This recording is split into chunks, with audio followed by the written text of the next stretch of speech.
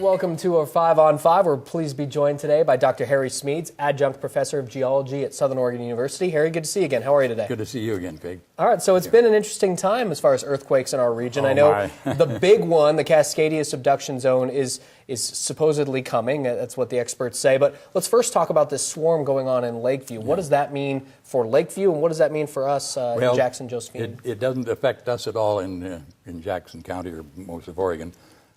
Lakeview, you know, the biggest one they had there was a magnitude 4.6, I think. Most of them were 1 and 2, and, you know, you slam a car door and that'll be a magnitude 1 practically. But, you know, a 3 and a 4 once in a while and get people nervous. Small community, and, you know, they feel these things. Sure. This is similar to one that was in the Reno region a couple of years ago. No known cause. They went on, and they didn't know if it was going to lead up to a big one, and then finally it settled down and stopped. This may do the same thing, where it may lead to an earthquake of magnitude 5 or 6, which could knock chimneys down and things out of the cupboard, but it's about the extent of it. Okay. And this started July 12th, and there have probably been more than 1,000 recorded earthquakes. Not that were felt. Not many felt, but recorded. And of course, the danger is if you plant a lot of seismographs around the world, people say, oh, earthquakes are increasing. And of course, they're not. We're just detecting a lot more of them. Yeah, the technologies helps that. Okay. So I don't mean to poo-poo this thing for the people in Lakeview and on down in Nevada. So far, there's been just, you know, a little shaking, a lot of nervous anxiety. Sure. And so I would emphasize to those people, we don't know what it's going to do, but let's be prepared for that or any other kind of earthquake. Or it's a lot of commonality among major natural disasters and terrorism attack. You know, your house burns down or your house shakes down. You better have a supply outside the house, or it'll be food, water, water, and so on. Evacuation routes. You better know basic first aid.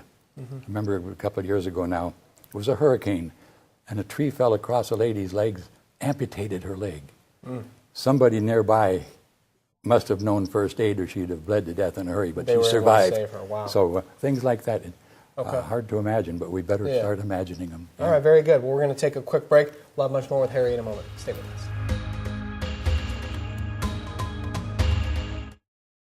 Welcome back to our 5 on 5. Again, we're here with Dr. Harry Smedes, Adjunct Professor of Geology at Southern Oregon University. So, Harry, you were just telling us about this swarm in Lakeview. It's not a big concern to you. You don't think people should be terrified of a big one happening there. But the Cascadia subduction, though, this isn't what we're talking about here. That's off the coast, correct? That's right. That's the big one. The experts say that it's 9 months pregnant. So that should make us realize that it's coming pretty soon. The last big this is a 600-mile long fault just offshore. Right. And it's where the ocean plate is diving beneath this is the continent, dividing beneath the continent. Whoops, they're locked. And that's going to be the magnitude 9 plus, tremendous tsunami and so on. The last one was in 1700. Japanese records. And we haven't felt it, so we kind of forget about it, not prepared for it. But average recurrence interval is about 240 years, so we're past the average. And that's where you get the 9 months pregnant. Yeah, that's where the experts do. Some of my colleagues are doing that work. I've done a lot of studying on it and give a lot of seminars and would teach the class. I still can't fully comprehend just how bad this is going to be. Injuries, deaths, destruction of property. Old buildings are just going to tumble down. Old parts of town will just, you know, they're bricks with mortar but no reinforced steel. And it's very, very scary. And so when I think you wanted to talk about predicting earthquakes and how difficult that is. And we can't predict those. No, there's been a report in the newspaper not too long ago that, we can accurately predict them, and that's not true. What is true is that because we have Geological Survey in various states and so on, have quite an array of seismometers. So if there's an earthquake here, they can detect it right away, and they can warn these people over here, hey, you've got 15 seconds, you've got 20 seconds, whatever. So anything electric, you know, if there are trains could be stopped before something happens. Sure. Elevators, all sorts of things. 15 seconds doesn't seem like much, but if you get that warning, they can duck and cover for one thing. Sure. They can get over against a a sturdy wall.